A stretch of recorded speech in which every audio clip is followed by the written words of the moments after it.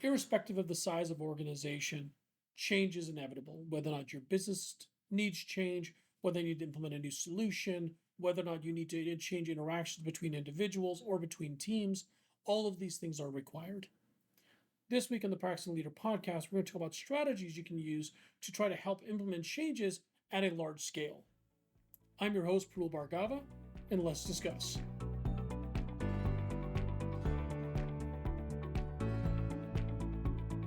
We're going to try something new this week. If you have questions you'd like to ask and you'd like me to cover them specifically, feel free to go ahead and drop me a phone call at 206-651-4312 and leave a message with the topic that you'd like to have discussed, and I'll go over during the next podcast. If instead you'd like to send a mail, you can go ahead and send an email to questions@thepracticingleader.com, and I'll go ahead and I'll review those as well.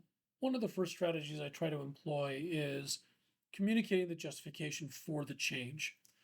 This is important for people to understand the business context behind why you're choosing to go make a change, and for other people to then understand whether or not the resistance they may or may not have actually fits.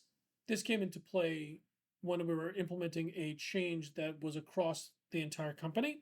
And rather than trying to go convince individuals or engineers individually about a change, what we ended up doing was communicating the justification for the change to overall business management or to chiefs of staffs or to the execs that were actually behind these organizations in order to be able to roll out a company-wide policy. This enabled us to be able to roll out security policies relatively quickly across 250,000 people. But by making those justifications clear about why we were doing something and helping those individuals understand the basis of why it was required, it then made the how and the what so much easier. When having those conversations and making sure the justifications are understood by everybody, the next step is listening to what people have to say and making sure you're engaging in active listening. This will encourage open dialogue and allow people to express their thoughts behind why a change is or is not required, but also allows for more thought-provoking questions to then be elicited from both from them as well as from yourself. When we're making change to a major engineering system, this was like about 10, 12, 15 years ago, one of the big questions that I was asking or trying to figure out is, what is the purpose of the change? How are we making this change? And how is this going to impact some of our customers behind that engineering system? And by engaging and listening to what the stakeholders wanted, as well as what the customers wanted, it allows us to be able to create a better solution and come up with a better way to be able to implement our engineering system changes. Had we not done that, the result would have been likely we would have missed a target of something that was important to our customers, in this case, the engineers, or missed what the goals were from our stakeholders. Building on that story about changes to engineering systems, what you want to think about is, how do you implement changes in stages? If you try to say, on day X, we shall go make a change, and that day everything will be different, is not a real story. It ends up in a situation where you think you have all the things buttoned up and ready to go, but the likelihood you've thought of every single detail possible and every single implication is not likely. This is why making these changes gradually and over time to be able to see the effects, that way you have an opportunity to be able to course correct as necessary. The side effect of also bringing these things down into manageable steps allows for both employees, customers, stakeholders to be able to adapt to it gradually. This makes sure you get a chance to be able to bring folks along. We'll talk about that later.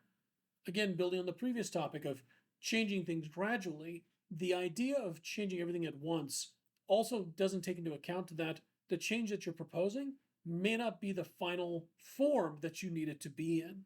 As you receive feedback from your customers, as you receive feedback about this change that's adapting gradually and being accepted by your customers or your stakeholders, the thing you'll need to be considerate of is, should we be adjusting what our strategy is or adjusting what the change is to allow us to be able to meet the outcomes that we need? By asking for feedback, listening to it, and then adjusting your changes as appropriate, it'll give you a better chance to make sure that the result that you want is the result that you get.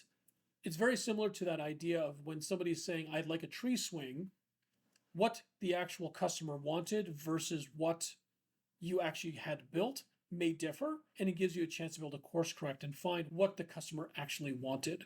As you're implementing these changes, the last thing you'll want to do is make sure you're bringing everybody along. There are folks that will be early adopters and there are folks that will be laggards. That is just a natural idea behind the bell curve, where folks will join sooner in the process, and some will join later in the process, and that's natural. But what you still want to do is make sure that you're listening to them and listening to what the feedback is, and listen for the nuggets of gold that they may be providing you. The last piece here is making sure you bring everyone along. It's crucial. You need to bring everyone along, even folks that are detractors, even folks that are advocates. There are folks that will be early adopters, and there'll be folks that are or lag behind. Whatever you can do to try to bring them along, whether it be bring them in and forum in an open discussion, focus groups, collaborating, figure ways to be able to figure out how do you bring everyone to a shared perspective and shared view will allow you to be able to meet the outcomes that you need. When we were first starting off, this was again talking about that engineering system from some time ago, there was an opportunity to be able to figure out, okay, well, how do we speed up this process? And we came up with an idea that one of the teams didn't necessarily agree with, but they're like, yeah, you could try it out. We're not sure how much benefit it's going to provide. One of the things we ended up doing was creating a proof of concept and then representing. And they were like, hey, wait a second, this might work. By doing those small proofs of concepts, we were able to bring along the team, both the ones that necessarily didn't agree with the approach, as well as ones that already agreed, and then figured out, okay, since we've proven it works, can you now provide support? Can you now help us do this? And we ended up cutting roughly 50% off of the amount of time it took to go through this process as a result. But it took that constant engagement and working with that other team, even though they didn't necessarily agree, to be able to create that positive change experience for them as well as for us. These are the strategies that I have used to try to affect change at a large scale. I've done this for teams that are 5 or 10, and I've done this for divisions of 5, 10, 15, 20,000 people, and I've done this at a company-wide scale. These strategies are applicable in all these different permutations and allow you to be able to affect change the way you need them to be affected and bring everyone along in the process.